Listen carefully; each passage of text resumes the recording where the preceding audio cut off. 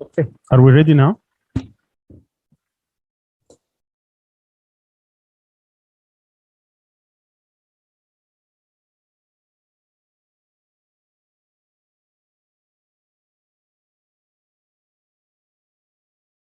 And welcome to our last session. For the past 3 days, we've been discussing the Islamic movements in politics and governance. And this is our 4th symposium, which has been focusing on the Islamic Republic of Iran. As you know, in the first symposium, we discussed Sudan. That was 8 and 9 of January. Then we discussed Egypt towards the end of January. Last week, we discussed Tunisia. And today, and for the past 3 days, we've been discussing the Islamic Republic of Iran. And this is a panel that we had very distinguished academics with us who would be discussing the foreign policy of the Islamic Republic of Iran. We have with us Dr. Hamid Musawi. Dr. Musawi is an assistant professor at the Faculty of Law and Political Science at the University of Tehran. He's also the director of the Center for Graduate International Studies at the same university. Prior to that, he was an adjunct professor at the Faculty of Political Science at Carleton University in Ottawa, Canada. His research interests include international security, US foreign policy, Israeli foreign policy, and Middle East politics. The second speaker in this panel is Dr. Serhan Afajan. Dr. Serhan is an associate professor at the Institute of Middle East and Islamic Countries at Marmara University in Istanbul, Turkey. He received his master's and PhD degrees from Leiden University in the field of Iranian studies. His research interests are mainly focused on modern Iranian history, politics, and social movements. He published a book as well as numerous book chapters and articles in these areas, as he also authored many op-eds in newspapers and journals about Iran's domestic and foreign policies. Our third speaker is Dr. Atifa Tughyani. She has a doctorate in North American Studies, and she is also a visiting professor at the Faculty of World Studies at the University of Tehran.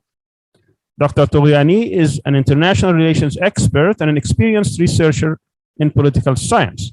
She concentrated, or her concentration or focus is in international conflict resolution, and her dissertation was on the impact and perceptions in international conflict resolution, and with particular case study, which is Iran and the US.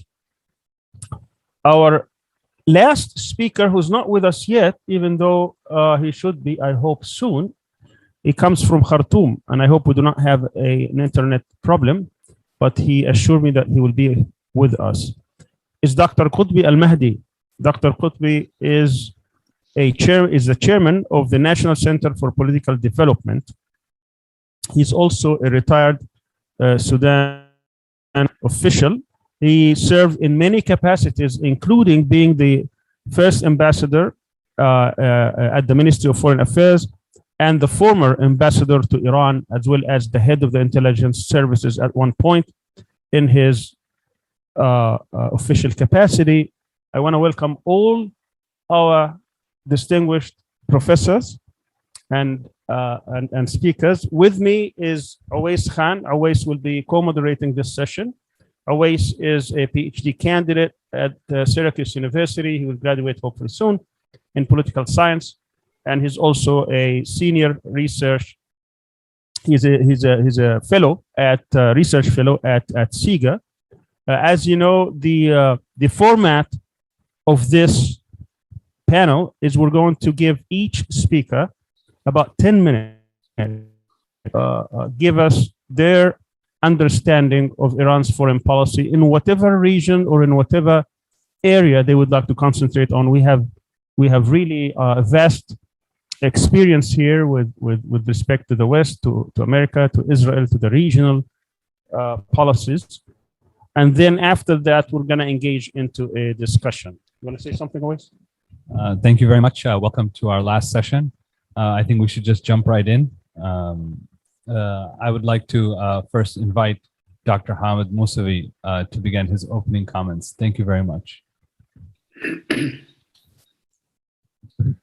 Thank you, Awais. Okay, in the name of God, hi everyone.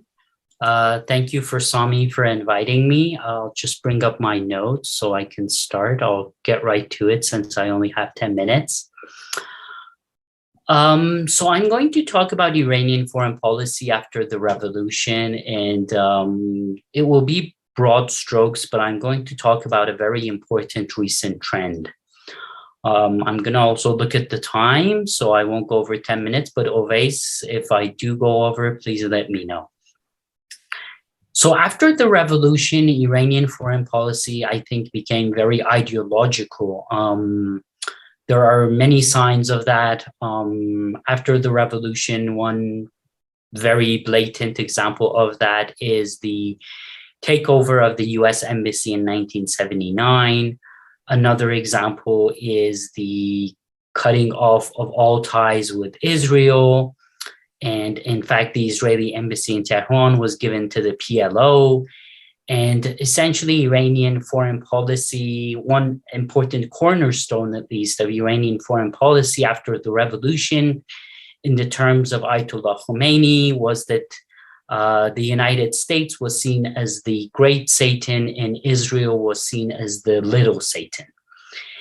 And also a very important ideological underpinning of Iranian foreign policy became the slogan of neither East nor West. Now, the reason this was an important ideological framework for Iranian foreign policy was because the Shah's foreign policy was seen as highly dependent upon the West, and essentially the Shah was seen as a tool of the West in the region. And Iran wanted to be very independent in this new era. So as a result, after the revolution, Iran actually did not really enjoy good relations either with the Soviet Union or the United States. And actually, this gave Iran a lot of freedom in terms of the foreign policy it chose. As I said, for example, in terms of its relations with Israel, Iran became highly opposed to Israel, even though this was very costly for Iran. Nevertheless, at the same time, when the Iran-Iraq War began in 1980, and this war went on for 8 years, this was very costly for Iran because it was actually one of the very few instances in the Cold War where one side of the conflict was actually not supported either by the Eastern Bloc nor by the Western Bloc. And aside from a very few instances during those 8 years, Iran was actually not able to buy weaponry either from the West or from the East. Iran was actually also having a lot of difficulty securing funding. In contrast to Iran, for example, Iraq was able to buy weaponry both from the Soviet Union and from France. And of course, Iraq was getting a lot of money from Arab countries such as Kuwait and Saudi Arabia. During the time of Ayatollah Khomeini, Iranian foreign policy was very ideological. After the war with Iraq, which ended in 1988, Iran went into a phase which in Iran is called the era of Sazandegi, which means development. And during this phase, I would argue that Iranian foreign policy was still ideological, but slowly it began to move towards realism.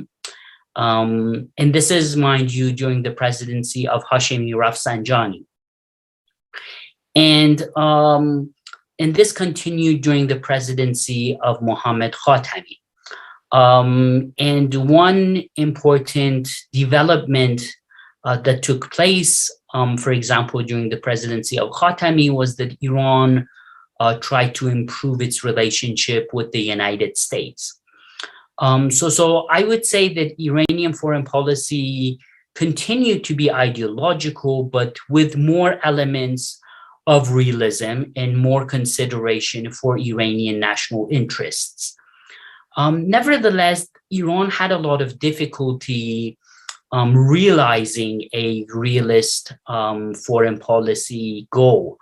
During the presidency of Khatami, as well as during the presidency of Hassan Rouhani, during 2 periods, Iran actually tried to seek a rapprochement, at least a limited rapprochement with the United States. And in both instances, the rapprochement was unsuccessful.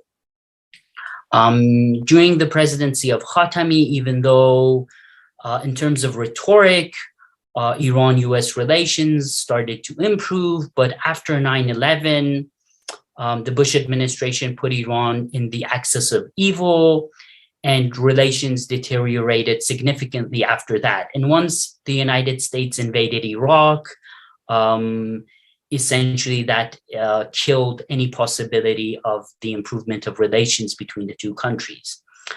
During the presidency of Hassan Rouhani, with the nuclear agreement, there was also a lot of optimism that the nuclear agreement would lead to more cooperation between the two countries. But again, with the election of Donald Trump and Donald Trump leaving the agreement in 2018, that also led to the destruction of the agreement and the failure of rapprochement between the two countries. One of the very important elements of why Iran-US relations deteriorated in those 2 instances was that unlike the relations between, say, the United States and North Korea, where North Korea's neighbors such as South Korea and Japan actually work in Washington to improve relations between North Korea and the United States. In the case of Iran, Iran's neighbors such as Saudi Arabia and Israel, which have very strong lobbies in Washington, usually continuously lobby against any improvement of relations with Iran. And of course, this is going on as we speak right now, with the nuclear negotiations going on in Vienna right now. So Iran's relations with Washington is complicated in the sense that there's the element of the Saudi and the Israeli influence in that relationship. With Israel, though, I would say Iran's approach is still very much ideological, and it still hasn't much changed since the beginning of the revolution. If anything, because of the increase of Iranian power in the past 4 decades, Iran's stance towards Israel has actually hardened. Now, I'm going to conclude my opening statement by what I told you I would say as an important trend in Iranian foreign policy. Now, I began my talk by saying that a very important ideological underpinning of Iranian foreign policy when the revolution happened was the slogan of neither East nor West. Now, a very important, subtle but slow change that has been happening in Iranian foreign policy in the past 3 years is that Iran is slowly moving towards the East. Iran relations with Russia and China is slowly but surely improving. And this has been the result of the United States leaving the nuclear agreement in 2018 under Donald Trump. And Iran has come to the conclusion that it really needs a great power such as Russia and China to balance the Americans. And if that had been the case during the war with Iraq, I think that would have been very much to Iran's benefit.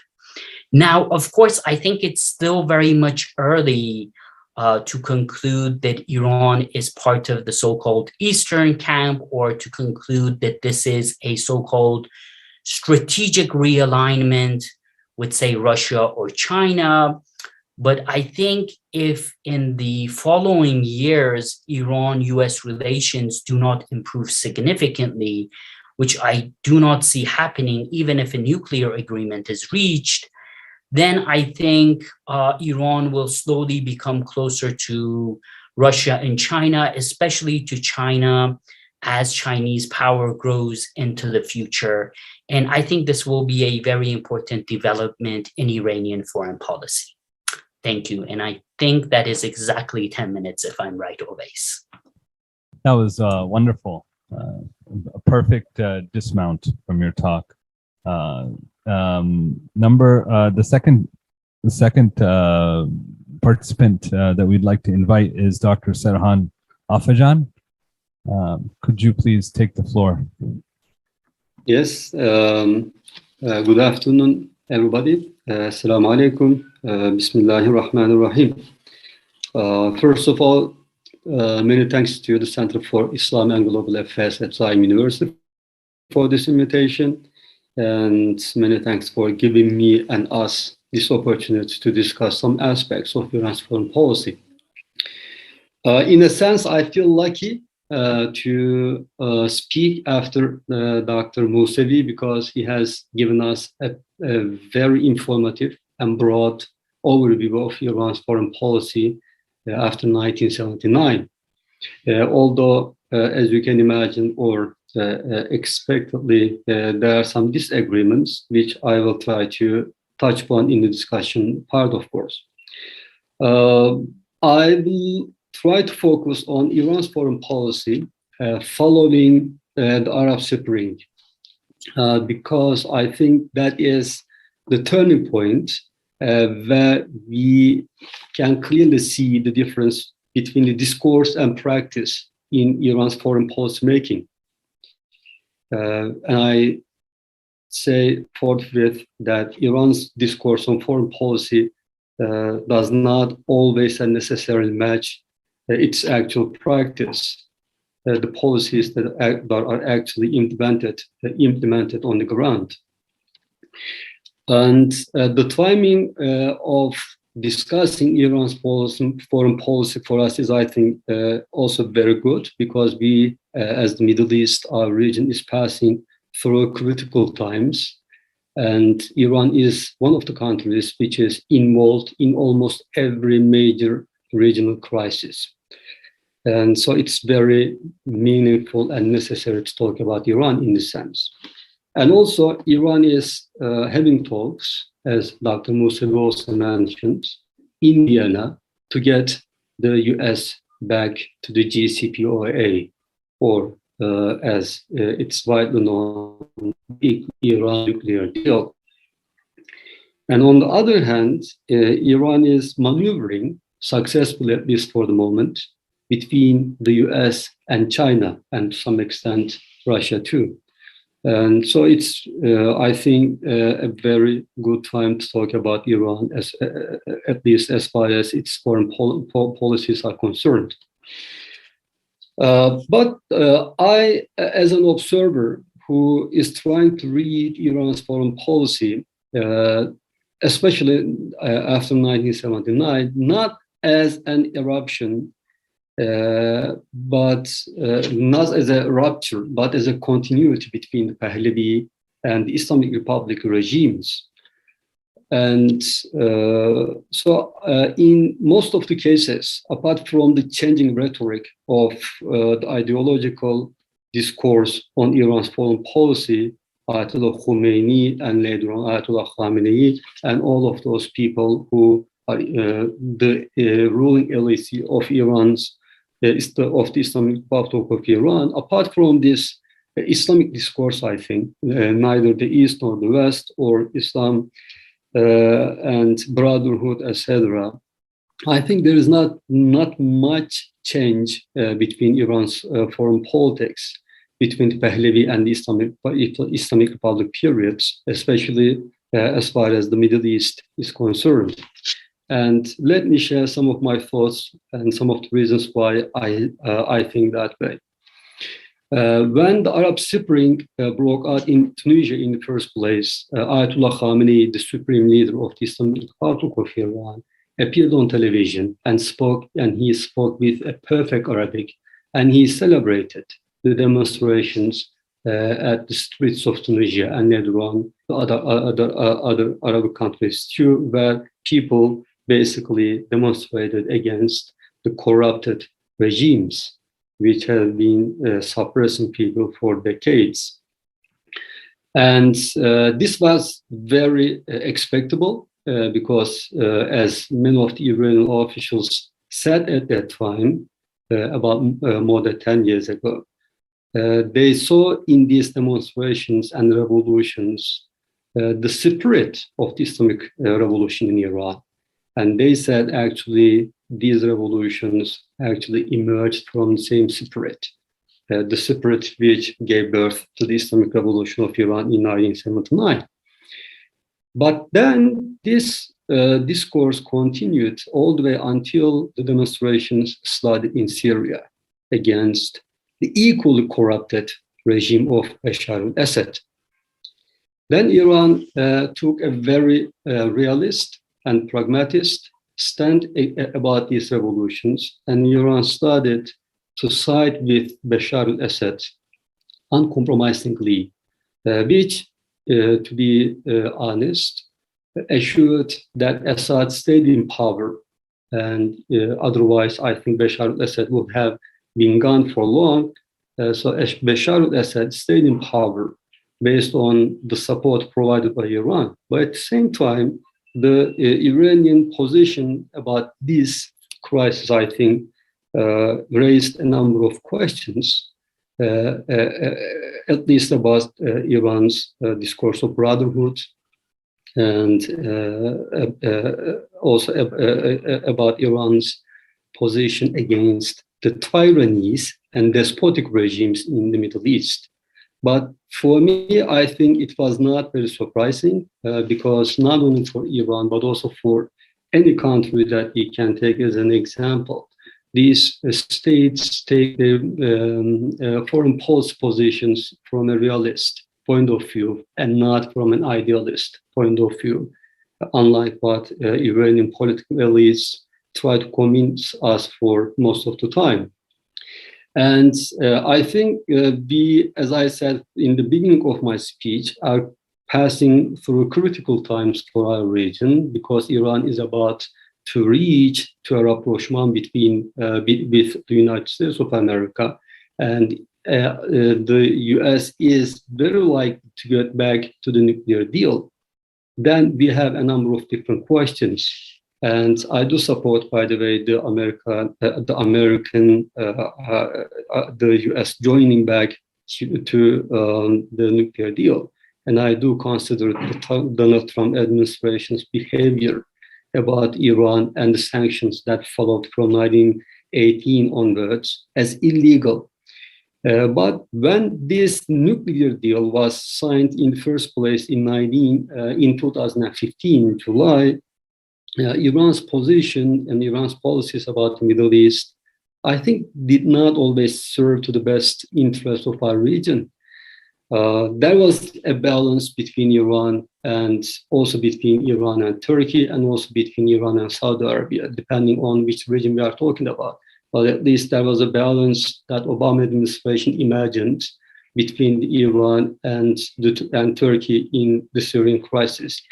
And unfortunately, although these two states, Iran and Turkey, and also Iran and Saudi Arabia, managed not to get to a direct conflict, which is, I think, a very huge success considering the events of the last decade, but also the crisis in Syria and also Yemen deepened to the extent of humanitarian crisis that we are having today. So my last verse about Iran's policy, policy in the Middle East is that Iran has always been a realist state in its foreign policies in the Middle East. And we have to be able to differentiate between Iran's discourse and practice as far as the making and implementation of these foreign policies of the Islamic Republic of Iran in the region. Thank you very much for listening. Thank you very much, Dr. Afajan, for your comments. Next, we have Dr. Toghiani. Could you join us for your comments, please? The floor is yours.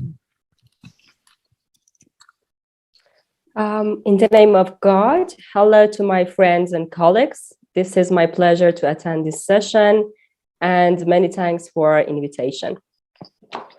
In this brief speech, I would like to raise two questions.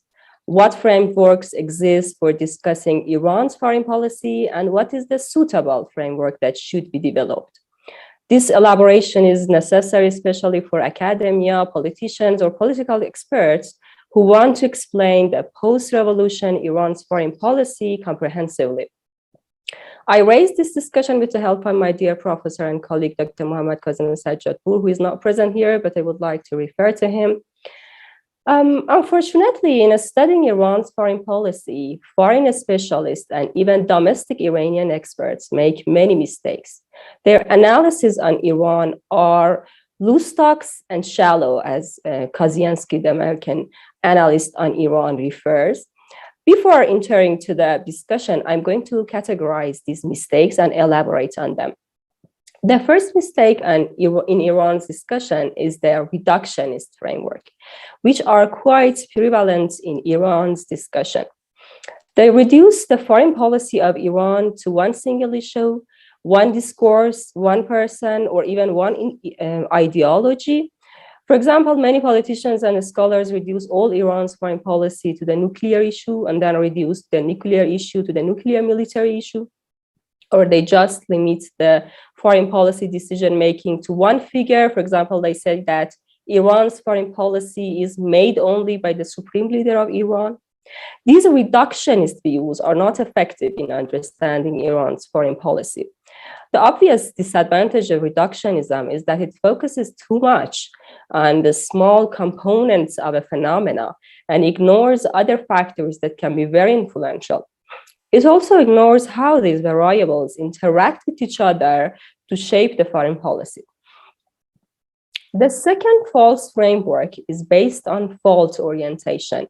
These views condemns Iran's political system or individuals, which is very common. They don't try to analyze, but just try to quickly find a responsible for example, conflict by convicting a portion of policymakers inside Iran. The third category are recommendatory frameworks. For example, if Iran does this, we will do it in return, which is more to recommend an imaginary, dreamy, and unrealistic policy, which is not helpful in understanding Iran's foreign policy. The fourth group are based on mythical information and frameworks about Iran, like a belief that, for example, a regime change policy is a good way to solve all the foreign policy problems of Iran, which is not true.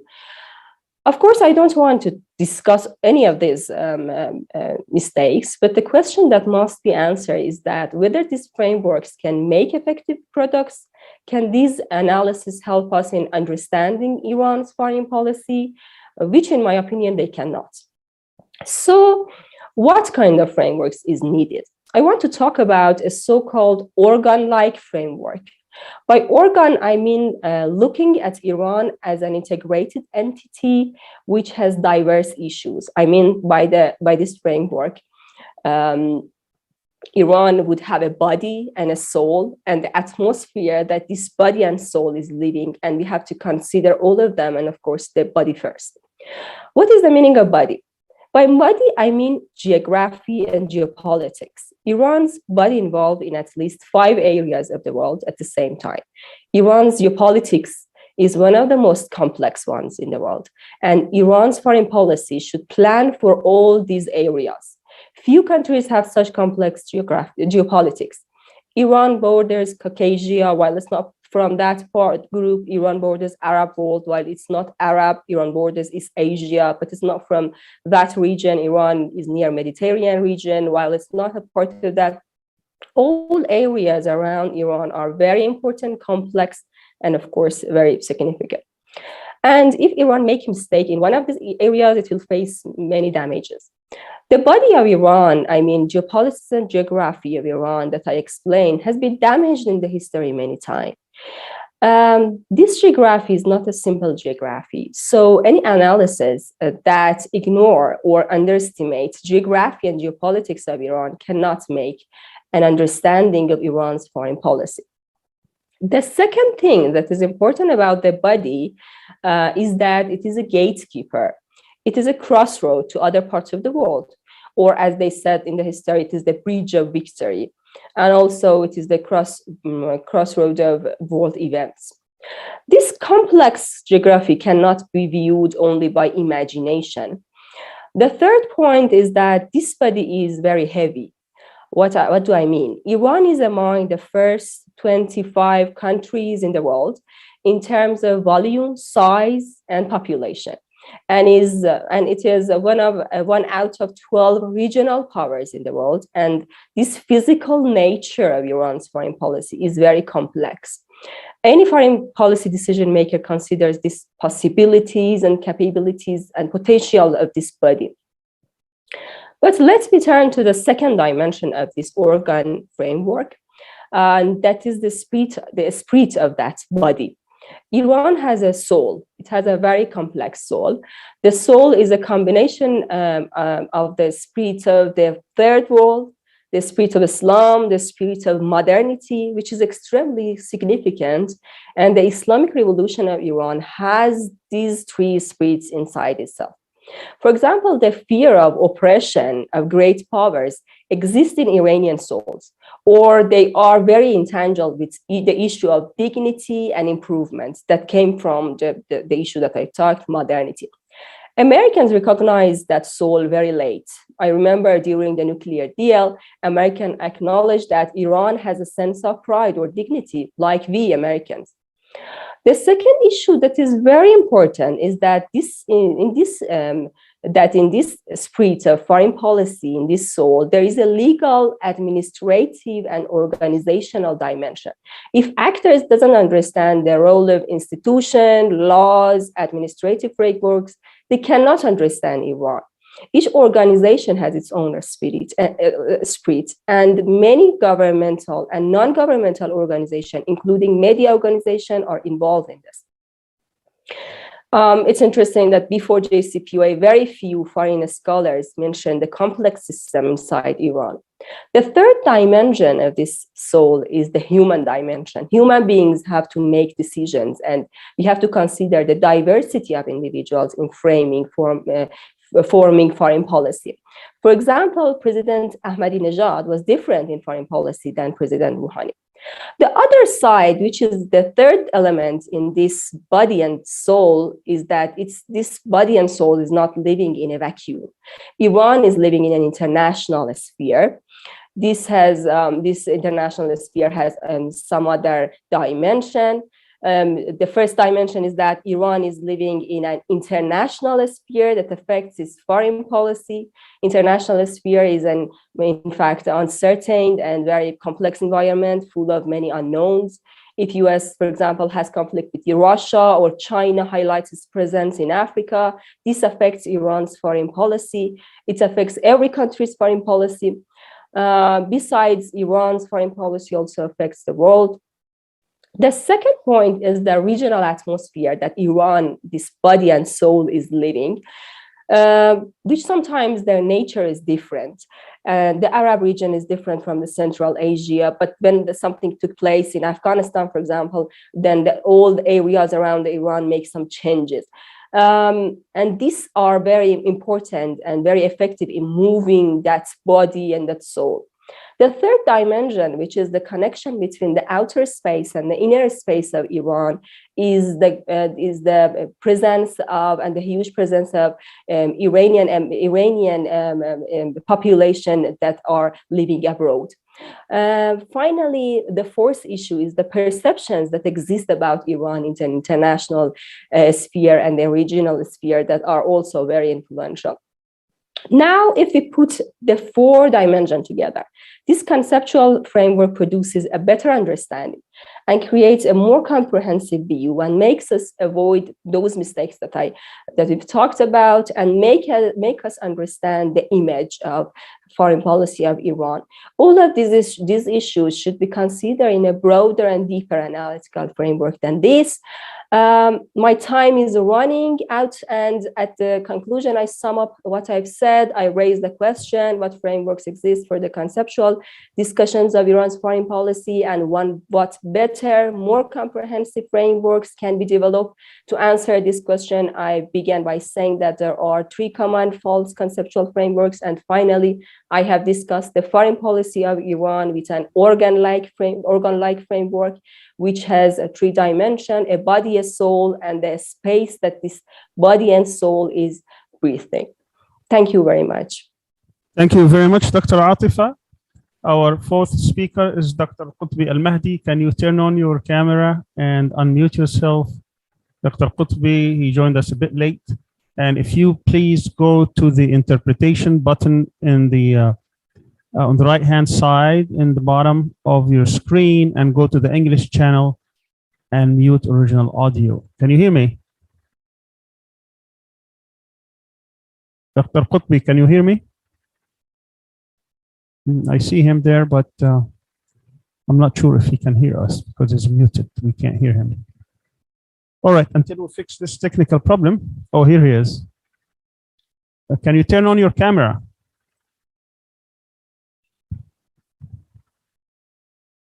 Oh, still muted.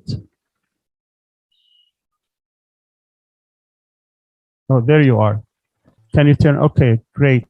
Can you hear me? Are you in the English channel? Okay. Very good. Thank you very much for joining us. I hear you very well, but now we can hear you. Thank Great. you very much. Is it okay if you speak in Arabic? You want to speak in Arabic, you say? We are in the English channel, but that means we have to. Now. If you can Yeah, speak in yeah. English, I'll appreciate it. Yes. Okay. All right. No problem. No problem.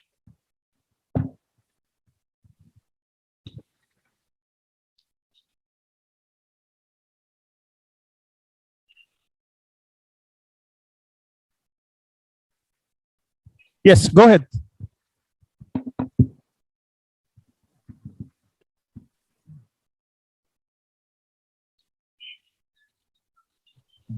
All right, he dropped, so. Okay. Sorry about that. Alhamdulillah, wassalatu wassalamu ala rasulillah.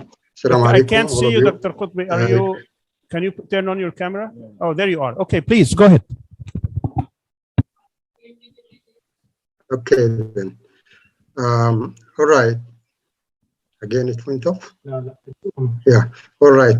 cannot Okay. hear To speak about Iran foreign policy. Yeah.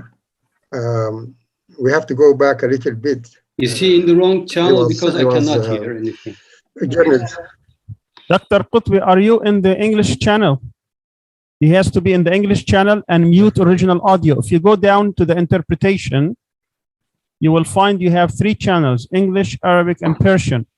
You need to select English, and then after that, mute original audio so that everybody can hear you.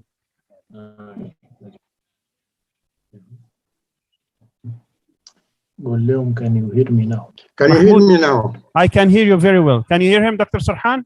No, still not. Okay, are you in the English channel? Me? Yes. Yes, definitely. I think other colleagues cannot hear either. Okay, Mahmoud, are you in the Can you English please channel? help us, Sorry? Can you please assist us on how to find the English channel? Yes, go all the way down in the Zoom. You will find that you have different icons. The last one says interpretation. It looks like a globe. Okay. You go to that interpretation and press on it. You will find English, Arabic, Persian. Select English. Okay. And then after that, mute original audio. The same there at the bottom. Mute original audio. Do you see it? Okay, you do both. Is there anything That's else? it. That's it. We should be able to hear you now. Dr. Please, Sarhan, can you hear him now? Yes, yes. Now it's All right, okay. please go ahead, Dr. Qutbi. The floor is yours. Thank you very much. Well, let us go back a little bit before the revolution, when the British withdraw from the Gulf, and always you have a vacuum there. So Iran was assigned to fill this vacuum by the Western powers. They were well qualified to do that at the time. They built a very strong army. At that time, they used to say that it's the third army after the United States Army and the Soviet Union Army. And they have a very strong, also dreadful intelligence apparatus. And they have a very strong economy at that time because of the oil prices going up at that time. So the Shah was able to build a strong economy and a strong industrial base at those days. So to prove his ability to do the job, he occupied the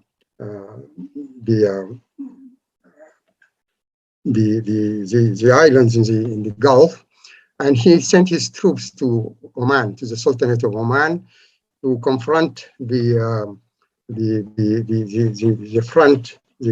leftist front who was fighting there to liberate Oman and the Gulf. He also sent his troops to Lahwaz and deployed his army on the eastern banks of the Shatt al-Arab. So he wanted to show the whole region that he is the policeman of the Gulf and of the whole region. Being also as the earlier speaker said, he controlled the whole eastern banks of the shores of the Gulf, and he's confronting Russia on the Qazvin Sea, where he is facing Russia, Azerbaijan, Turkmenistan, and other republics in the North Caucasus. So he looked very strong, very stable, and the American likes that, and they thought they have their man there to secure the flow of the oil from the Gulf, and and also to secure the straits of Hormuz and Shatt al-Arab, to check any Iraqi movement on that side. They never thought, they never understood what is going on inside Iran, as we all know. And I remember when the Shah went to visit the United States, and he was received by Carter in the Rose Garden, and Carter was saying that now Iran is the most stable region, it's the most stable state in the region, a very troubled region, and we rely on them to keep the peace in that region. Same time, the Iranian students attacked the White House, and the police dispersed them using tear gas, and the priest brought the tear gas to the celebration area, and everybody saw Carter and the Shah, taking out their handkerchief, trying to protect themselves from the gas. Actually, that side explained everything, what is going on inside Iran, that everybody thought the Shah was strong enough to be the policeman of the Gulf, but in fact, in reality, things were going the other way. And this situation, after the revolution, the Americans were faced by the question, now what to do? Who is going to police the Gulf and to stabilize the situation there and to neutralize any anti-American movement in the Gulf? Until today, they could not answer this question. That's why at the end, they resort to something they didn't want to do by putting their army in the Gulf, in military bases in Qatar and in the Emirates and in Saudi Arabia. And this is something which they did not want to do, really, because it's counterproductive. It really provoked hostile responses from the people in the Gulf. And it is very expensive as well. And the strategy nowadays is that you use the people of the areas themselves to do things by proxy for you. I think this situation is, this dilemma is still there. They tried in their foreign policy, to find within Iran, if there any way to make the situation unravel from within, or to find, or to topple the government of the revolution, or to find a partner, quote unquote, and a moderate partner with whom they can really talk. They failed utterly. And so they are still in this dilemma. They don't know what to do. I think the Iranian foreign policy was very smart. If you see that the revolution survived when, for example, the Arab Spring didn't take much time for the counter-revolution to take over. And even in Sudan, after 30 years, they were able to topple the government. But in Iran, they could not do that. I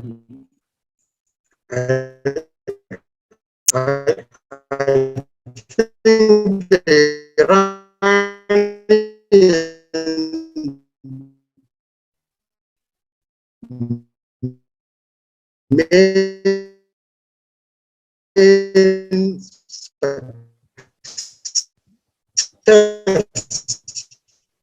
they could really draw a wedge between the European position and the American position. The Europeans were convinced that a critical dialogue with Iran can be the Americans more belligerent attitude against Iran. In the Gulf, the Iranians also followed a very reasonable and prudent.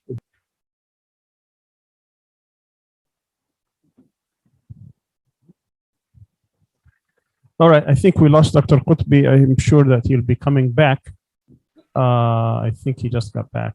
Let's see. Dr. Qutbi, we lost you for a second. Are you still with us? Can you hear me? Yeah, I can hear you. And, okay, no, you're muted. I back, think. I guess. We can't hear you. Okay. All right. No, he's. Is it okay now? Yeah, are you in the English channel? I want to make sure you're in the English channel again. And yeah. Yeah, we can wrap it up so we can start the discussion. I appreciate it. Sure, sure. We can hear his voice. Yeah, as far as their policy in the Gulf, I think they raised so many important positive questions. One, that any war in the Gulf will destroy the environment in the Gulf. And second, it will bring in foreign forces in the Gulf and foreign influences. And third, there are a lot of things to cooperate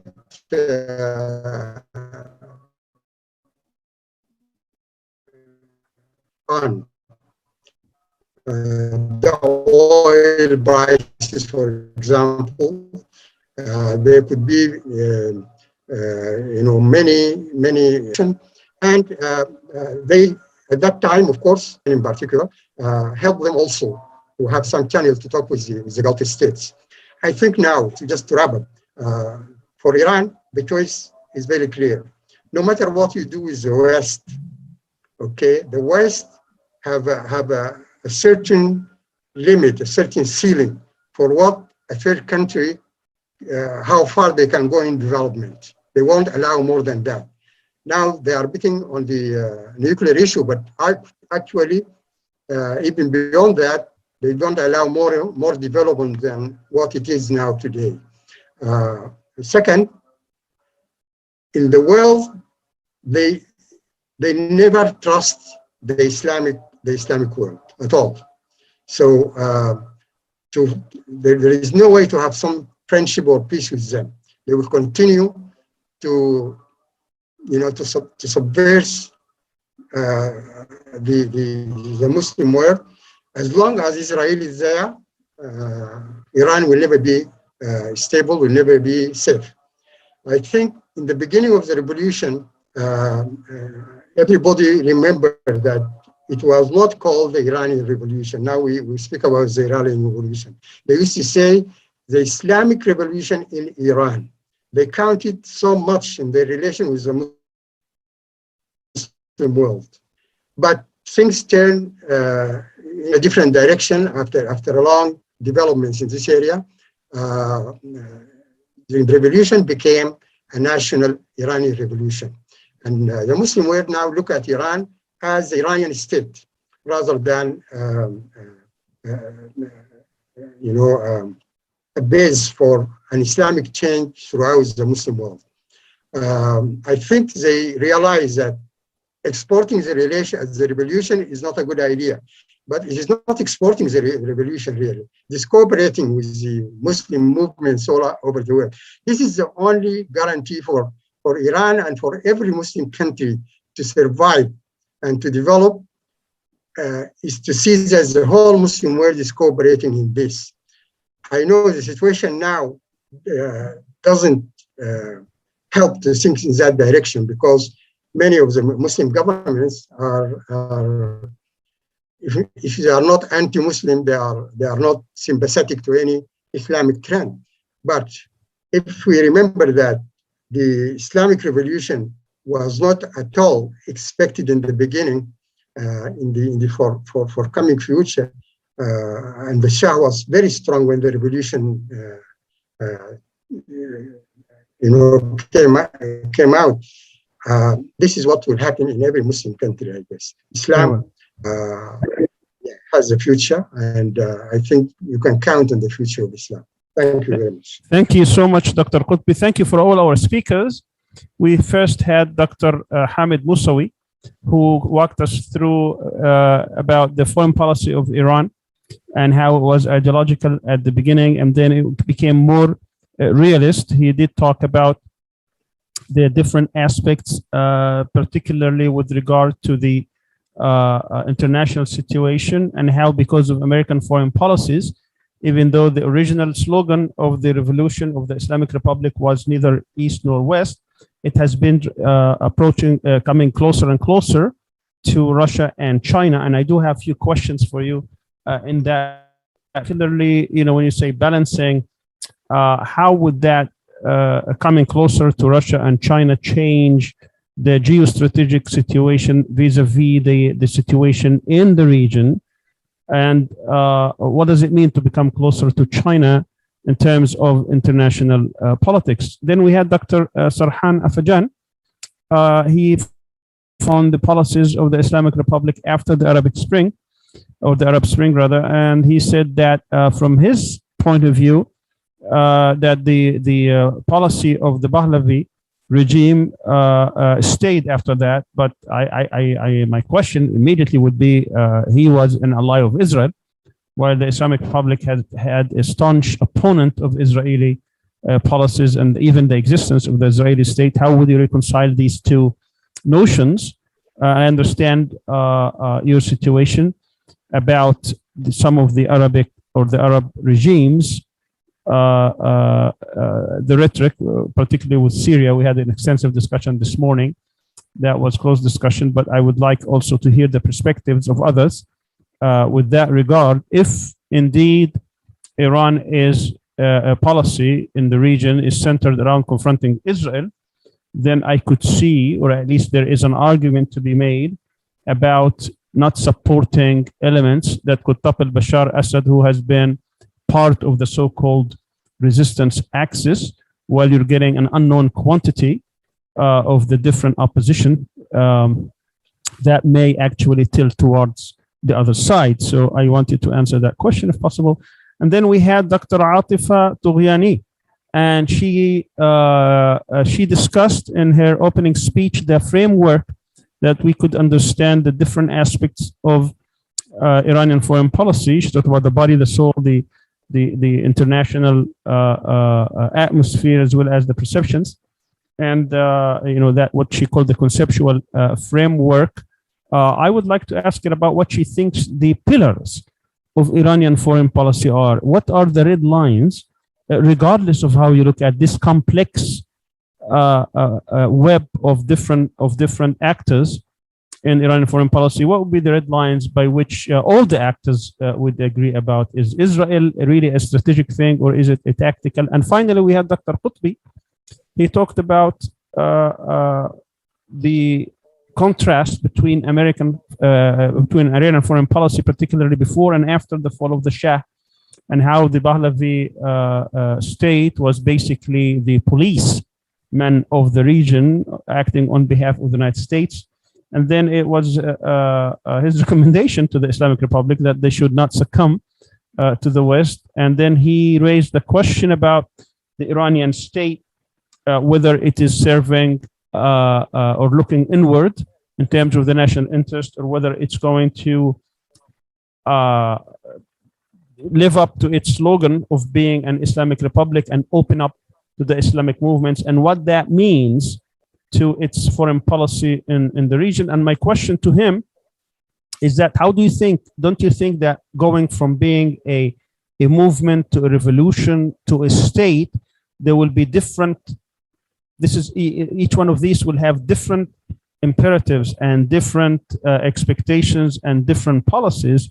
And how would you think the Iranian state should actually approach the Islamic movements who themselves sometimes could jump from one regime to the other depending on their certain circumstances? So I have a lot of questions here, and Awais will follow up. So start with Dr. Hamid and move along. Yes, Dr. Hamid, could you go ahead and answer Dr. Sami's questions? I also have one question, so if okay, how long should I speak for? So, as brief as you can be. I mean, we have an open discussion with all the panelists, so I'm sure we'll all be mindful of everybody's time. Okay, so I'll try to be as quick as possible.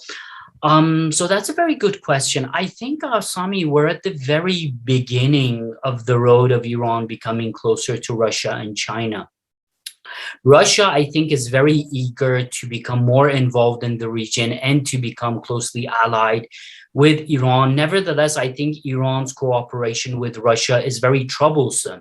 There are very important barriers. The first one is, first of all, there's a lot of opposition within Iran in terms of becoming closer to Russia because of Iran's history with Russia. There's a lot of mistrust regarding the Russians in Iran. We have a very troubled past with the Russians. A second barrier is the Russians are actually quite close to the Israelis. In Iran, it's very frequently cited that whenever the Israelis, they want to bomb Iranian sites in Syria, they always coordinate with the Russians. So, so that the air defenses the Russians have installed do not respond to the Israeli fighter jets. And that always angers the Iranians. So it's a very complicated relationship. And I think the third issue, the third barrier with the Russians is, I don't think the Russians in the long term are strong enough in terms of being big enough and strong enough and powerful enough to help Iran to balance the Americans. I mean, this is not the Russia of the Cold War. This is a much weaker Russia. So that's the issue with the Russians. With the Chinese, it's a very different story. The Chinese, they don't have a bad history with Iran. Their relationship with Israel is not as close as with the Russians, and their economy is, of course, gigantic. Nevertheless, the problem with the Chinese is up to now, they have been very reluctant in becoming involved in the politics of the Middle East. So far, their involvement has been mostly economical, and up to now, they want to have trade relations with every country. So they don't want to take sides. They want to have relations with Iran, with Saudi Arabia, with Israel, and they don't want to get involved in the Middle East. But everybody knows that this can only go on for a certain while. I mean, as China becomes more powerful, China would have no other choice but to, become a player in the Middle East, whether it's the Arab-Israeli conflict or the Iran-Saudi rivalry. So with China, we would have to wait and see. But I think this is only the beginning, and we will have to see what happens next. Sorry, that was as quick as I could be. Always. I had a question, Dr. Mosvi, off your talk about the relationship between ideological and realist foreign policy. Because it's in some ways, ideology can be a way of exerting some form of power. So could you just expand on what that dichotomy looks like for you in your analysis? And do you think a future of more realism, the way you define it, is better for Iran, or is there some kind of balancing that you're looking at? I mean, I do agree that ideology can sometimes serve the national interest as well, but at the same time, it can also sometimes be destructive for the national interest. I mean, sometimes the costs of following an ideology is pretty strong. Now, always, if I may go back to the point that my good colleague, Dr. Serhan, was making, And I know that in these forums, at least the ones I've been, Sami has invited me to, it always goes back to the Syrian question. Whenever it's Iran, it always goes back to Syria. And Sami knows that I've always been critical of the Assad government.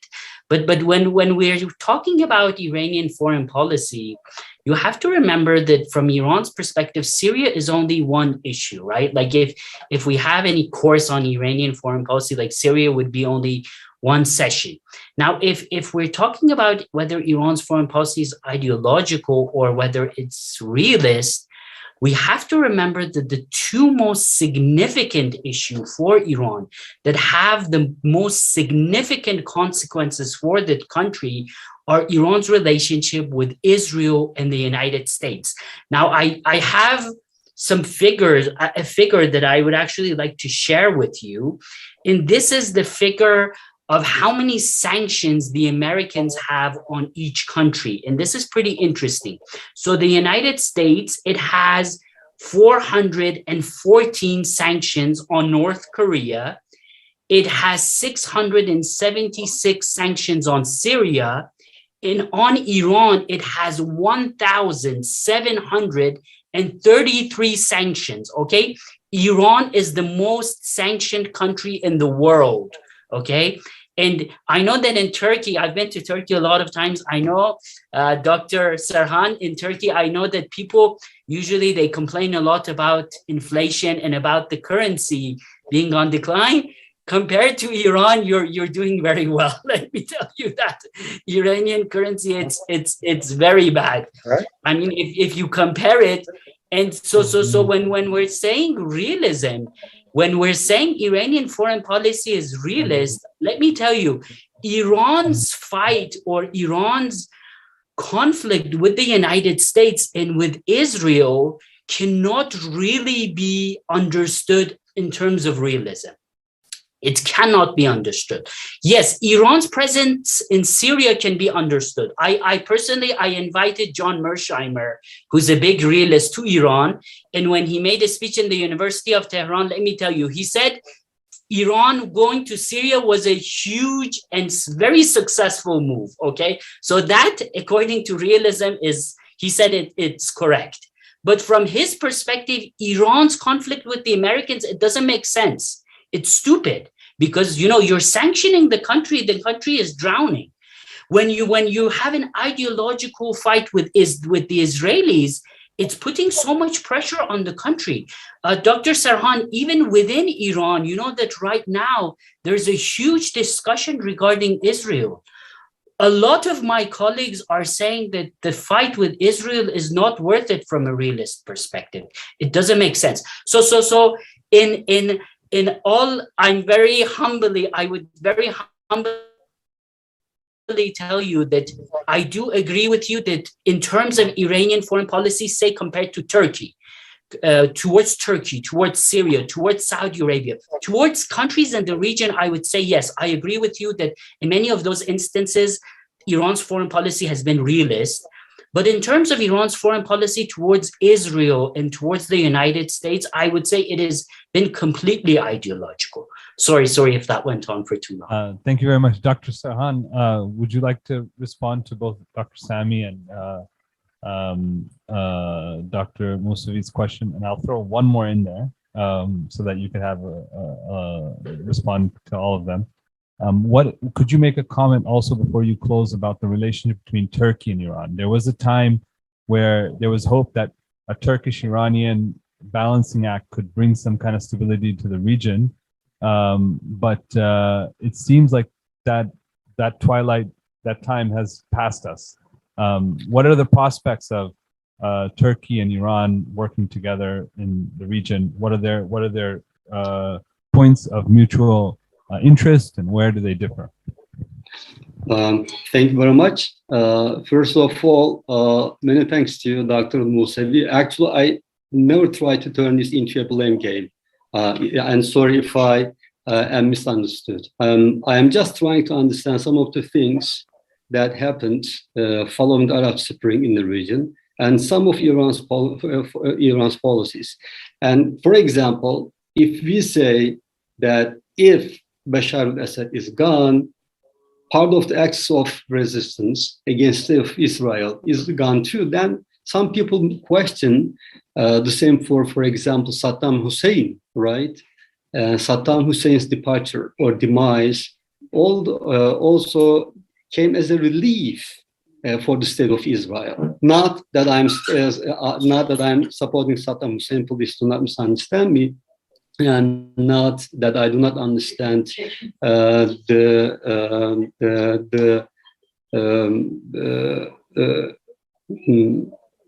guilt that Saddam Hussein committed by actually attacking Iran following the revolution. That's an entirely different story. So we cannot explain the entire position of the Islamic Republic of Iran towards Bashar al-Assad by focusing on the facts and on the discourse very much voiced by the Iranian ruling elites that if Bashar al-Assad is gone, then a huge part of the acts of resistance against that state of Israel is gone too. I do not really accept that. I mean, I try not to read the entire story from that point of view. And yes, I definitely know that some people in Iran, and I think this is not new either, and some people in Iran question the tension between Iran and the US, and even between Iran and Israel to this extent, of course, and they question whether it's necessary and whether it's plausible. I know we read and we follow what's being debated in Iran. And coming back to your question, Uwais, I think there was a time when Iran and Turkey could do a great deal to solve some of these crises, especially the crisis in Syria. And there is still this hope, I think. I carry this hope personally. But how should we read the recent normalization of Turkey with some of the Arab countries in the region, especially in the Gulf region, for example, United Arab Emirates, and to some extent with Saudi Arabia, even to some extent with Egypt too, although Egypt is not necessarily directly involved in this crisis. I think Iran is still a part of the solution, as it is, I think, part of the crisis. And Iran is still part of the solution. Iran is still part of the Astana process, which I think is still working, although at a very low profile. But the hope, to be honest, is not as much as it once was. Like, for example, like 3, even 4 years ago. In the recent years, I think we have missed a lot of chances, Turkey and Iran, to solve this crisis. And if you look at how Iran is perceived in Turkey, not only in public opinion, but also by the decision makers, I think this reliability from the both sides is fading away. This is what I see. I am not saying that the hope is gone 100%, but I think we have less hope than we had some years ago, I think. And the very short answer about this continuity between the Pahlavi and the Islamic Republic of Iran, I am not saying that everything remained the same, of course. That would not be, I think, a serious comment. But if we try to explain everything through the case of the state of Israel, look, I mean, Iran is going to normalize in one way or the other with the United States, okay? I mean, they want to do that, as Dr. Musavi also mentioned, they want to do that from the time of Hashemi Rafsanjani, the late Hashemi Rafsanjani onwards, in different forms. We had it during the period of Mohammad Khatami as well. And then we had it, I think, even during the time of Ahmadinejad in different form. And then we had the nuclear deal under Rouhani. So what will happen when Iran is normalized with the United States of America? Then how are we going to explain the changes between the Pahlavis and the Islamic Republic? So I see this crisis, I see the tension between the Islamic Republic and the US, and even between the Islamic Republic and Israel. But I am saying that in its essence, Iran's bid for being a hegemonic power, a regional power in the Middle East, stayed the same from the Pahlavi period to the Islamic Republic. in different forms and by using different discourses. I think this is what I say. Otherwise, there are definitely some changes in practicing the foreign policy between the Pahlavis and the Islamic Republic. Thank you very much. If we have more time, we'll have another round robin. But for now, Dr. Toghiani, could you take on some of the questions that Dr. Sami posed? And I will also ask for you to comment on what Dr. Serhan just said in terms of your mode of analysis. I see that Dr. Serhan's Syria question was analyzed in a certain way. If we were to take your framework, how would you approach the Syria question? Okay, you asked me that about the Iran's red lines and if this Israeli issue is strategic for Iranian or not.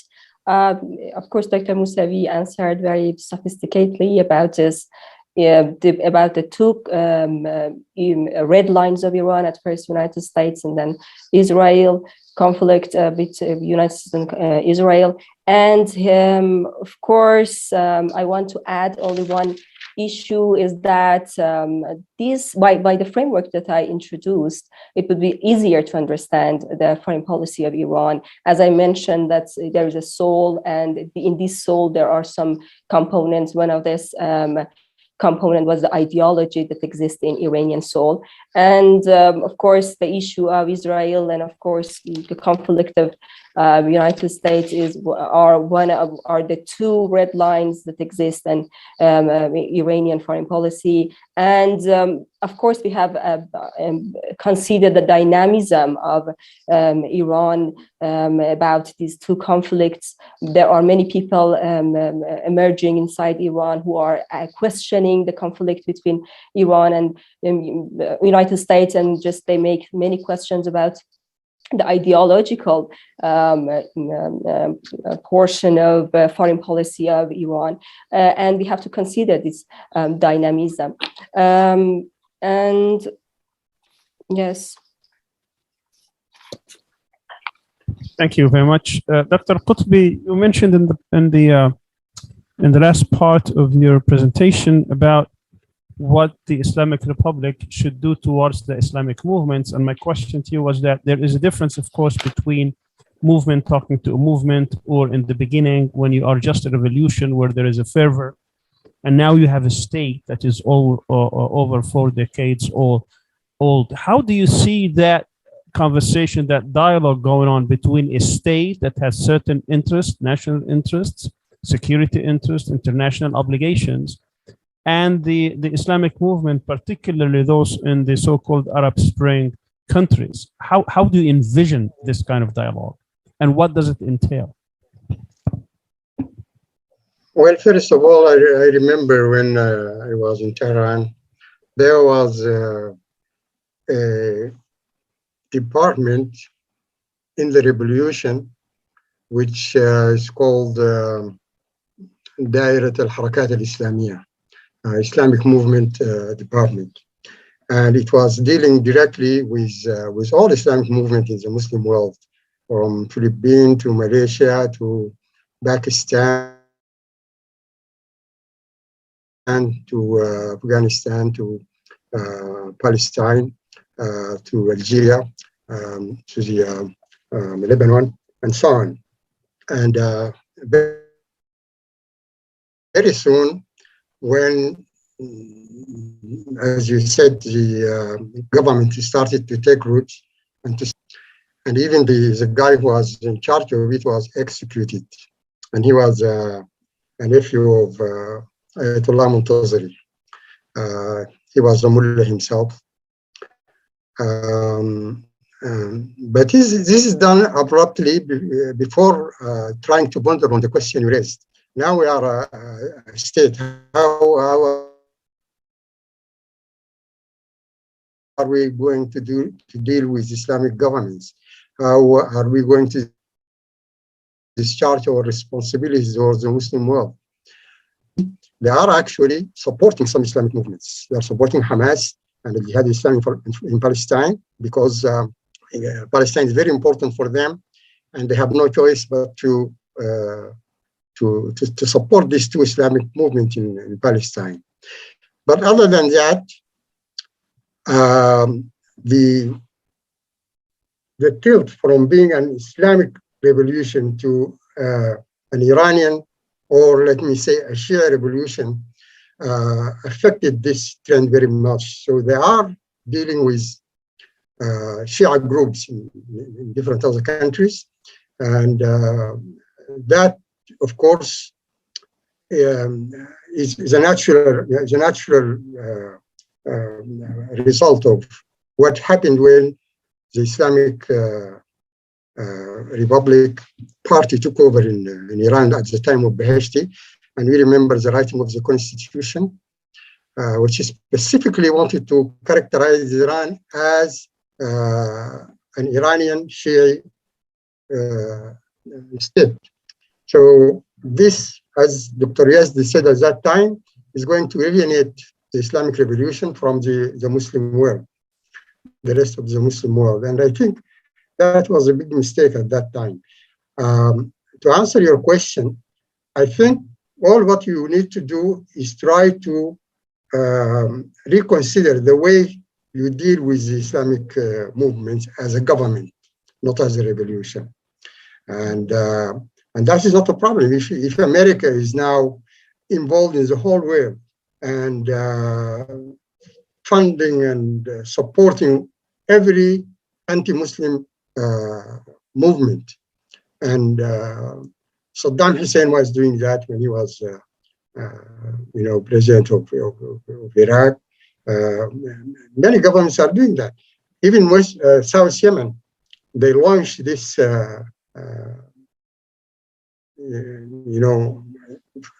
front of liberation of Oman and the occupied Arab Gulf, if you remember. So this could be done in a different way, and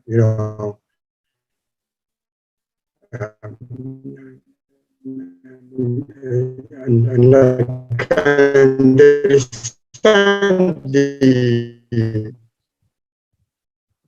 the change from being a revolution to being a state, but still you have to make a change in your strategies as well, which can suit your position as a state. One thing, if I may take 1 minute more, I think international camp or alliance. Today, the world is so complex, so complex. All these superpowers, whether it's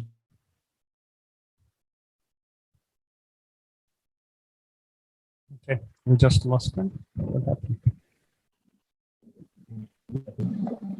Yeah, the internet is probably weak. Okay, Dr. Qutbi, can you hear me? You're in and out. Okay, you might be out already. Okay, let me have another round of questions. Yes, go ahead. You hear me? I hear you now. Yes, please go ahead. Try to conclude. Yes.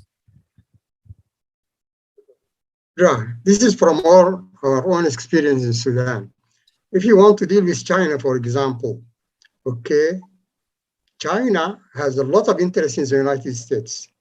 And in the Security Council, they will vote against us because their interest with the United States is more than their interest in Sudan. Today, if you want to deal with Russia, the Americans, these countries, that don't worry, we can guarantee your interest in that region, so you don't have to deal with this government, and so on. So it's not as in the Cold War that if you don't like America, you go to Russia or you go to China also. It's different. All these countries, they are after their own interest. And as I mentioned, today, the West, the whole West, Europe and America, they have a ceiling for any developing country in the third world, that they have a ceiling they will not allow you to develop beyond that at all. And they say this very frankly and very openly. Yeah, I think that's all. Okay. Unless you have. Thank you. Thank you very much. We're going to have another series of questions, and then we're going to have closing statements. We'll try to end by 5:30 Istanbul time. And the closing statement would be 2 minutes for each. You can close with whatever you like. Dr. Musawi, I want you to tell the audience, what is Iran's grand strategy? Every country has a grand strategy, grand objectives, certain imperatives. So how can we understand Iran's grand strategy? That's number one. Number two would be looking at the situation today, particularly what's happening in Vienna. What do you think the scenarios could be? Could we end up with conflict, or do you think this is inevitable? It's going to be resolved peacefully. And for Dr. Sarhan, if I were to ask you, as an advisor to the Turkish government, what would be the common areas of interest between Iran and Turkey, and what would be the areas of conflict, and how we can leverage Iranian and Turkish power to stabilize the region in light of each country's interests? And for Dr. Atifa, if you can tell us also what kind of internal pressures domestically within Iranian society that are also influencing Iran's foreign policy. If you let the audience who live outside Iran to know also what kind of internal pressures are on the Iranian decision maker as they are trying to implement certain policies outside. And then I'll leave the rest of the questions to Owais. Thank you. Yeah, I just want to add one more question. I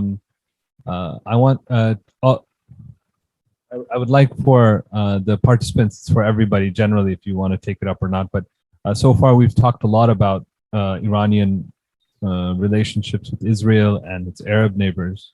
But as you know, one of the most dynamic changes in the region has been to its east. So Afghanistan, for instance, has gone through a seismic shift in the last year. And I would like to know, what are the prospects of Iranian and Afghani relations in this context, and also with the subcontinent? So we see a lot of deep relationships between Iran and India, for instance. How is Iran going to deal with South Asia in the future, especially in regards to the growing fascist government in India? That's what I have so far. How many minutes, Owais? Should we speak for? If we can give 5-6 minutes to each. Yeah, five. Let's keep it 4 minutes for each. 4. Okay. I'll try 4. If I want to keep it to 4, I would say the general objective of the Iranian Revolution initially was the exportation of the revolution, but I think that has very much changed right now. I think right now in the region, Iran's primary goal is the defeat of Israel. They have actually even put up a timer in Tehran's Palestine Square. This is Ayatollah Khamenei said there would be no more Israel in 25 years. I think 5 or 6 years have already gone past. So Iran is supposedly working towards that goal. But I would say one of the primary assumptions in that goal is Iran's assumption is that the Americans are in a decline. Ayatollah Khamenei actually used the example of the Americans being like a Titanic ship. So of course that's very debatable. Are the Americans actually in a decline or not? Because we all know that if the Americans are not in a decline, then they are not really going to allow the Israelis to weaken or to be defeated, etc., etc. So it's very complicated. At the same time, I would add that Iran is a country of 80 million, and there's a lot of internal pressure regarding Iran's economic condition. Just a few days ago, there was a report by Iran's parliament showing that around 25% of Iranian families are now under the line of poverty. And this is twice the amount from 10 years ago.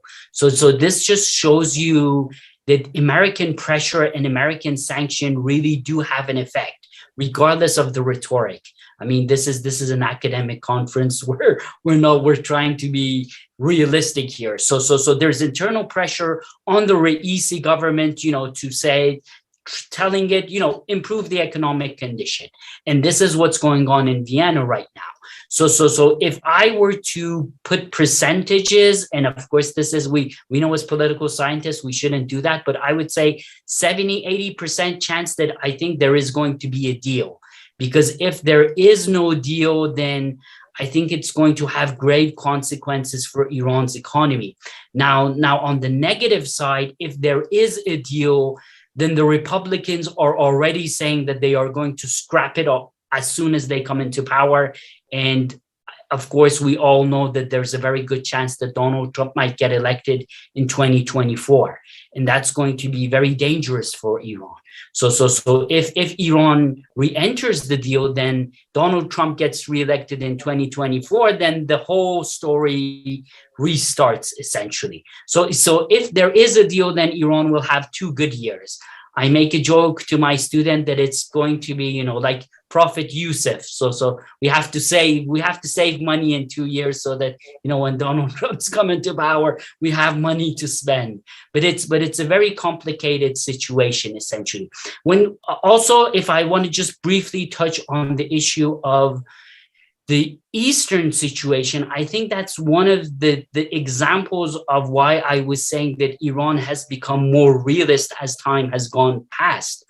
When the Taliban was in power in the 1990s, Iran had a very hostile relationship with the Taliban, of course, because we all know Iran has a Shia ideology, the Taliban being anti-Shia, so there was a lot of clashes, etc., etc. Right now, I think Iran is much more realistic. So I don't think Iran-Taliban relations will be warm, but at the same time, I think Iran does not want bad relations with the Taliban. Afghanistan is Iran's neighbor, and Iran does not have a choice really other than to keep the situation under control. Wait, 4 minutes, Oveis, I was on time. So. Yes. Yeah, Dr. Sarhan, go ahead. Yes, it's my turn. Well, actually, Dr. Aryan asked me a very tough question, the areas of interest and conflict between Iran and Turkey. This is a very, very tough question, and let me tell you why. I studied history and international relations, and I try to look at especially the relations between Iran and Turkey from an historical perspective, and not without going much back, like look at what happened in early 20th century when the Turkish Republic was established and when the Pahlavi dynasty was established in Iran, almost simultaneously in mid-1920s. The conflicts and potential interests between these two countries, I think, never changed. They almost stayed the same. And let me tell you how we can look at these interests and conflicts. I think the first area of interest is, of course, trade.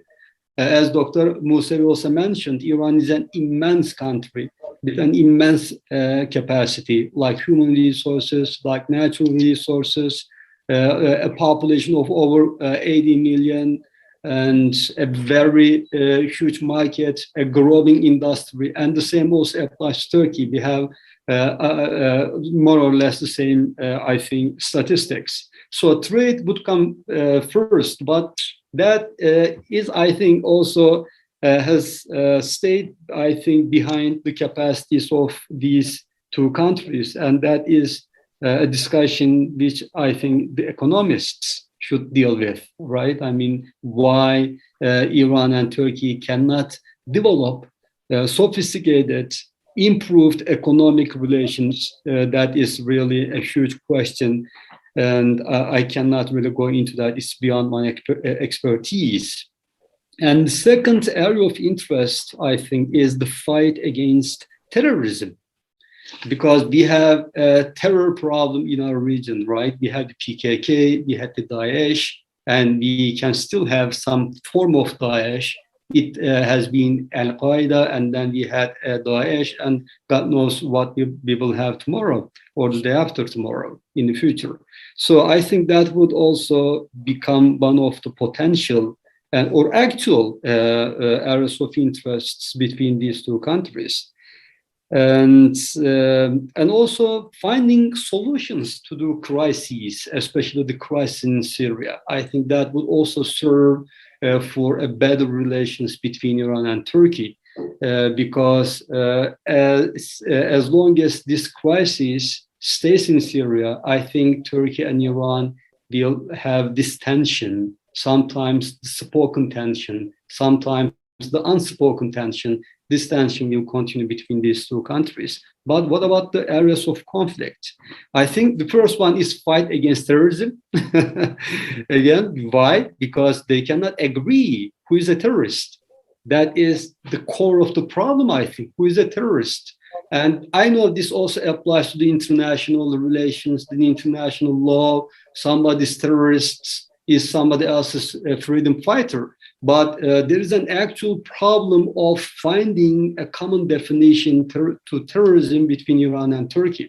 Okay, Turkey has been fighting, for example, against PKK terror and also BPD terror in Syria and also in Iraq for a very long time. But we know that Iran does not really agree with Turkey on this. Okay, that those people fighting against Turkey are PKK terrorists in northern Syria, okay? And also some of the Iran's proxies, some of the groups affiliated with Iran, like Kataib Hezbollah, for example, Asaib Ahl al-Haqs in Iraq, for example, they have been threatening Turkey, and they have been urging Turkey to leave Iraq, okay, before it's too late, okay? So we know that Iran, although Iran does not explicitly and openly support these terrorists, there is a disagreement between Iran and Turkey on who is a terrorist.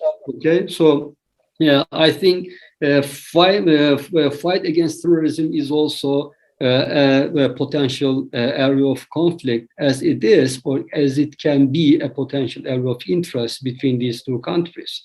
I think Iran's proxies in the region also pose a challenge to better relations between Iran and Turkey, and also between Iran and a number of different other countries in the region.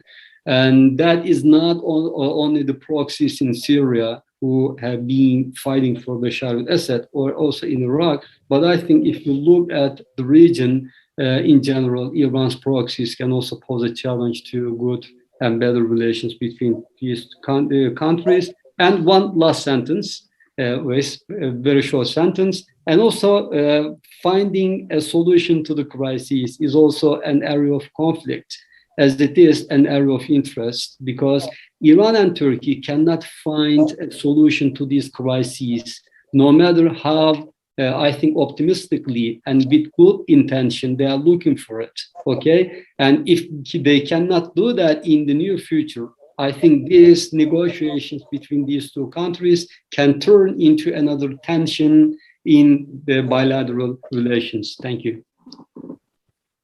Thank you very much. Professor Atifa? Yes, sorry because of my voice. You asked about the domestic politics of Iran, which have some reflections on the foreign policy. As you know, there are two groups inside Iran, reformists and fundamentalists.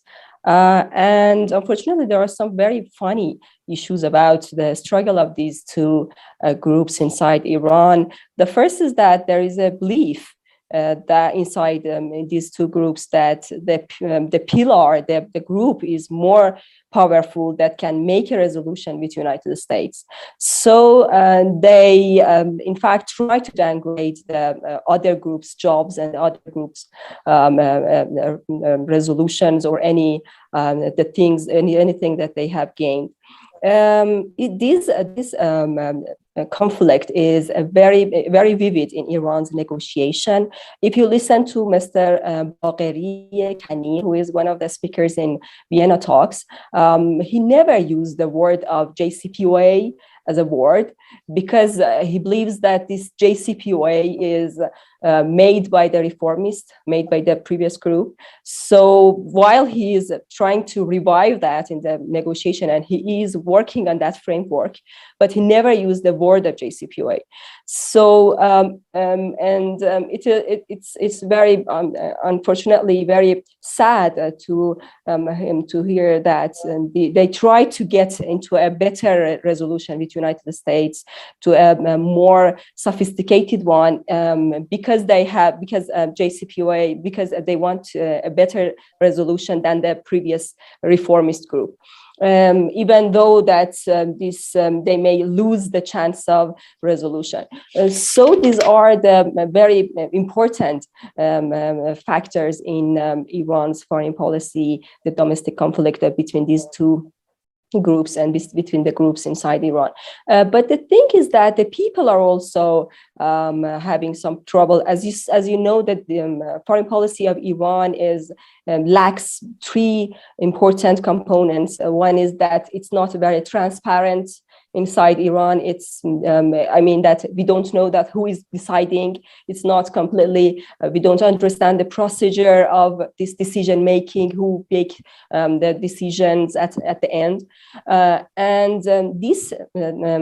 This problem, this lack of transparency, leads into the lack of accountability. We don't know who they made the decision to make them accountable.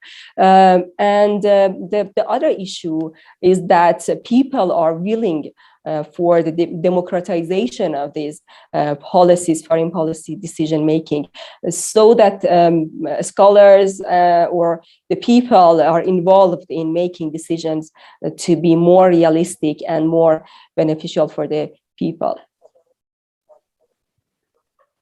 Thank you very much. One final question I would like to ask.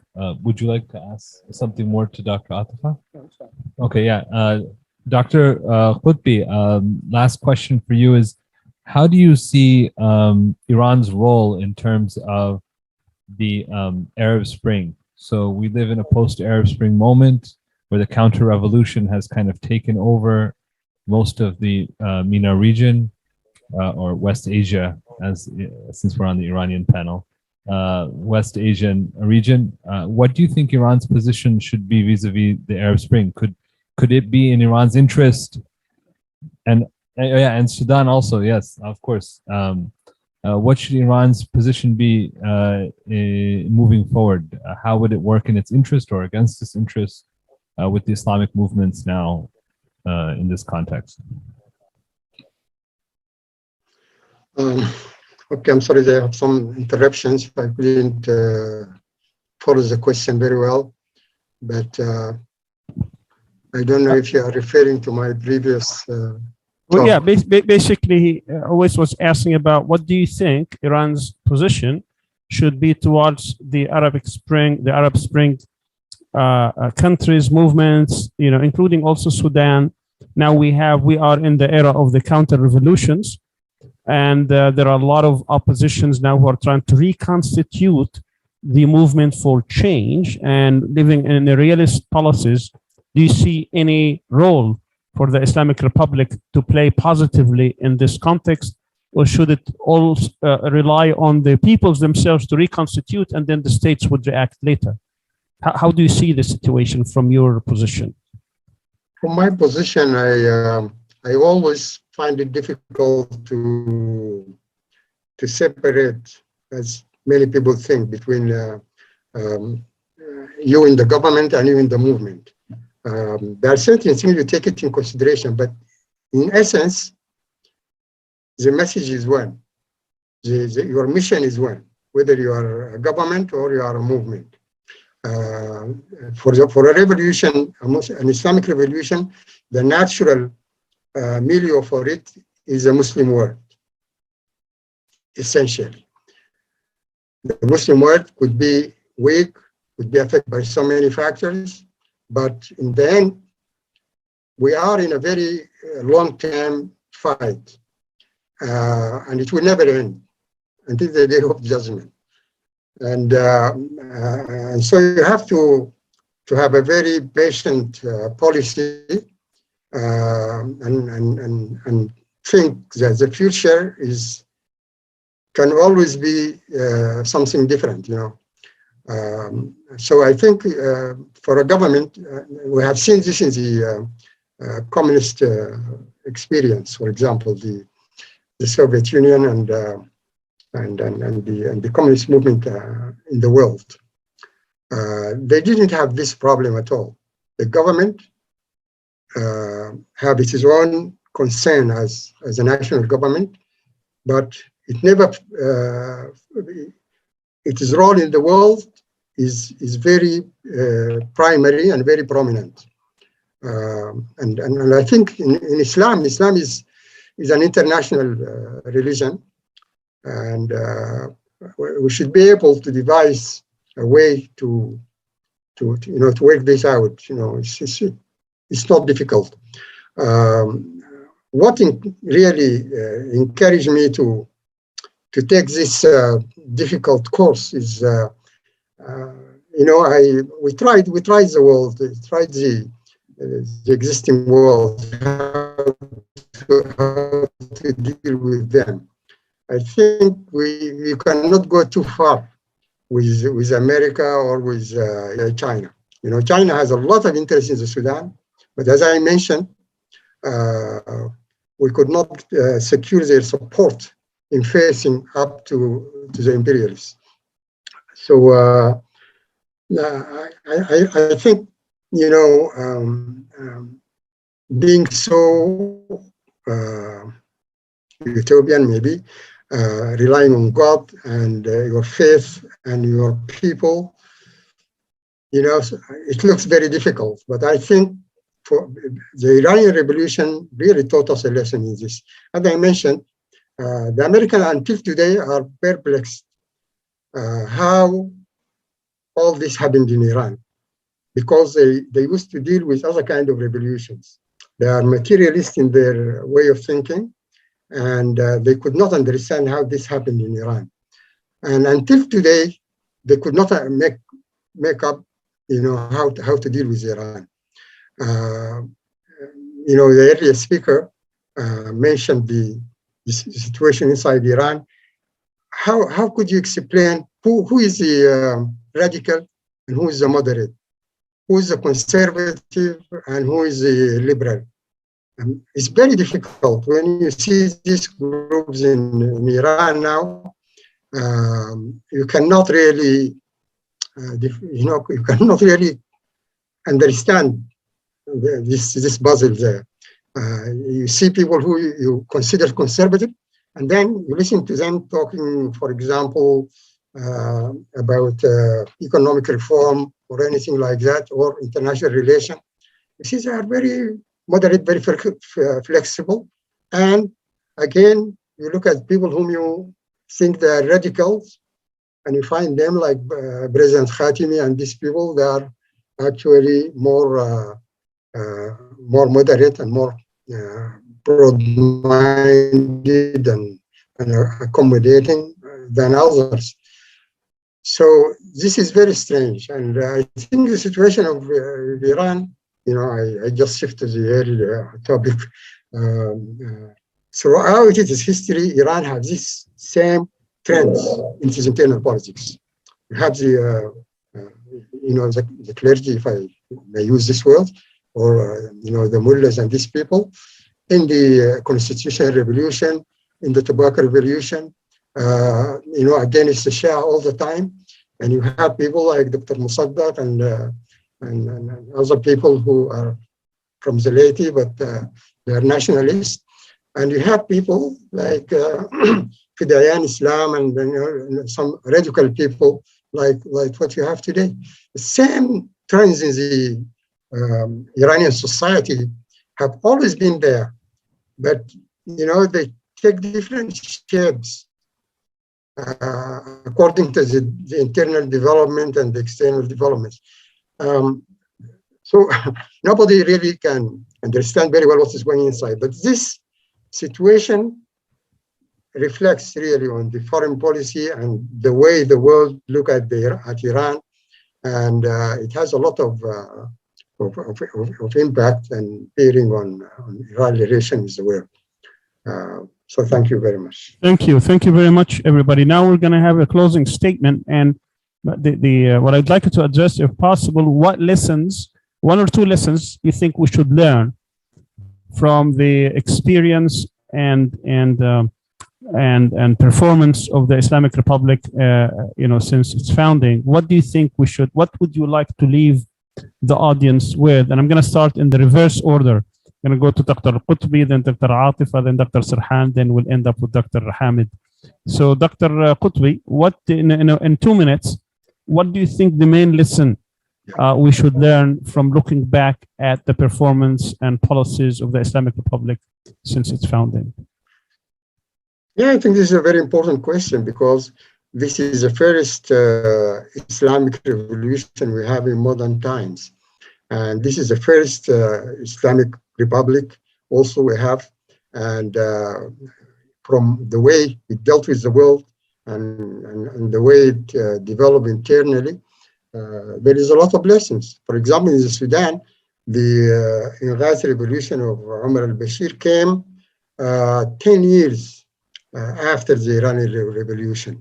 We learned a lot of lessons, because we could see whatever is happening to Iran is going to happen to us, okay? The sanctions, for example, okay? All these condemnations from the Security Council, the American position, the European Union position, the neighbors, the internal conspiracies, the economic development Iran through, we know we are going to go through that. So it was a great example for us to learn from. And I think this is for every Islamic movement now in the world, wherever the Muslims are, if they want really to make a social change and a political change in their countries, they have to learn from this revolution. But the first lesson was the revolution itself. As I mentioned earlier, nobody thought that the Shah will fall, because people always have very worldly kind of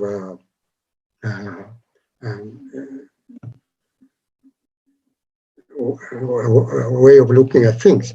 There is a strong army, strong intelligence, strong alliance with a very strong superpower, and strong economy, everything. This what made the American misunderstood what is going on inside Iran. But the revolution took place. Why and how? And then how it survived also, because you see in Egypt, Dr. Morsi and his government came by a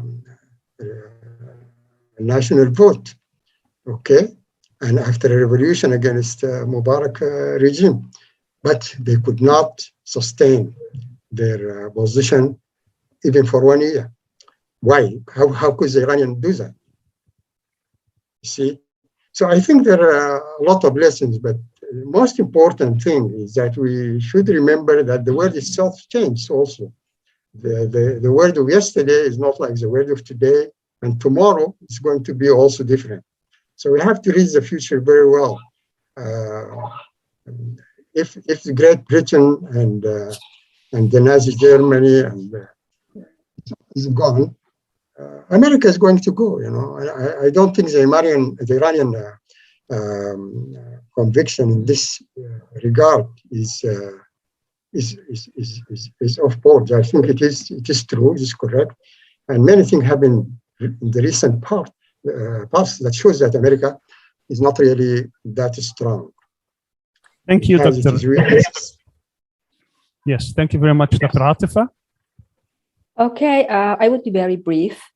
As you know, before revolution, Iran was very dependent on its security, on its many issues, on foreign powers, specifically on America. But after revolution, Iran became somehow completely independent for preserving its security. And I think it's a very important achievement. Very few countries around the world are independent on their security to their own capabilities and capacities. But Iran is somehow one of that rare countries that gained this thing, and it doesn't need to bargain or just to bargain on its security. It's somehow by its own capabilities and capacities that it's preserved its security. And it's a very important asset and achievement in this Middle East region specifically. Thank you very much. Dr. Sarhan. Well, let me just touch upon two issues very briefly. The first one is that Iran's foreign policy discourse is nothing but discourse. And this discourse, I think, does not inform or give direction to Iran's foreign policy practices. This is the first one that I learned from Iran's foreign politics during the last 40 years since the Islamic Revolution. And the second one is that Iran's international isolation, mainly by the United States, does not serve to the interests of our region, that a more isolated Iran is not better for the region. So if this isolation is lifted, if the illegal sanctions that Dr. Mousavi also mentioned are lifted, I think this is going to be better for the Middle East in general. Thank you. Thank you very much. And finally, Dr. Hamid. Thank you. I think, Dr. Sami, the experience of the past 4 decades leads us to the $1 million question. And that is, how do you fight imperialism? How do you fight the long war that Dr. Qutbi mentioned and develop at the same time? Because you cannot be a revolutionary forever and forget about development. I mean, you need development. I know that Turkey is going to welcome Israel's president very soon. And many Muslim countries in the region are normalizing relations with Israel. So many countries in the region are coming to the conclusion that the only way forward for development is through the West. The Americans, essentially, their slogan is, it's either our way or the highway. Is this true or not? If we believe and we argue that, no, this is not the case, that we can develop independent from the Americans and independent from the Israelis, then we have to develop the tools, both academically, theoretically, as well as practically, to meet the needs of our people. Because at the same time that you are fighting imperialism, at the same time you have to develop. Otherwise, this is not going to be sustainable in the long run. Thank you very much. Thank you very much, all of you, for this really illuminating, thought-provoking, and very fruitful discussion. I really appreciate your participation.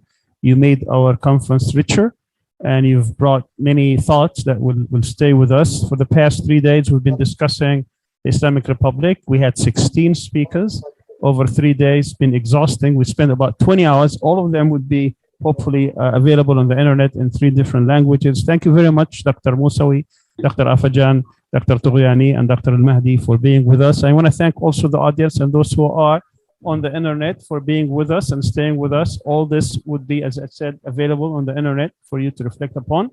Thank you very much. Our next discussion is going to be in 3 weeks. This was our 4th symposium. Our 5th symposium will actually involve 5 countries studying the Islamic movement in 5 countries. And the reason is because they were not at the stage of being in government, as we saw, for instance, in the case of Sudan or the case of Iran. And we will discuss Jordan, Kuwait, Iraq, United Arab Emirates, and Saudi Arabia. So I hope to see you all there. This is, again, a series, a long series of symposia to discuss Islamic movements in politics and government, critical view, and lessons learned. Thank you again. Wassalamu alaikum wa rahmatullahi wa barakatuh. Thank you. Assalamu alaikum. Thank you so much. Salam alaikum. Thank you, everyone. Thank you, my panelists. Goodbye, everyone. Thank you. It's very nice to meet you all. Thank you so much. Take care. Bye-bye. Salam alaikum. Salam alaikum. Thank you, Sami. Salam alaikum. Bye-bye. Yeah.